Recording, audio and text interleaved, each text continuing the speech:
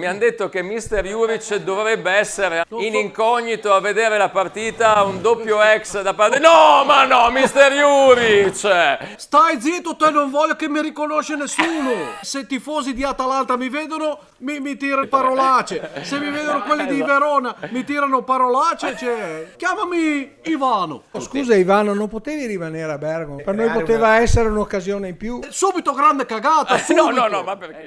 Ma perché è qua? Vorrei sapere. Come si chiama quel... È un certo Matteo Scapini, lo conosce? C'era canzone su di lui che faceva vecchio scarpone. Cioè, volevo dire solo una cosa a Scapini. Sì. Adesso che è Natale, ti mando a casa una bella macchinetta per farti i fatti tuoi. No, ecco se diceva. È bella e c'è col cavo USB.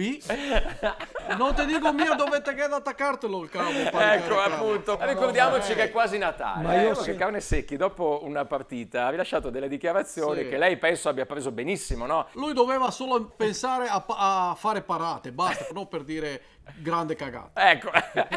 Come mai appena andato via la squadra ha cominciato a vincere immediatamente? Ecco. A te Gianluca, mi senti? Aspetta che glielo dico. Gianluca, ti stanno di chiamare. È sotto la tribuna scusa, stampa. sono Yuri. Sì, sono io. Sì, sono Lillo. Ma che per piacere!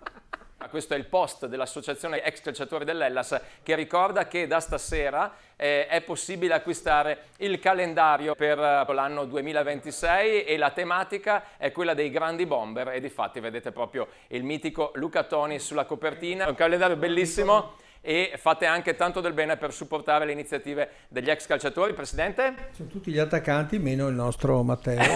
A te ti metteranno quando c'hanno bisestile. Raddoppio dell'Hellas, Presidente. Sono contentissimo. Però attenzione, non svegliamo il capomastro che dorme. Bravo, Niente Fabio. passaggi indietro di testa.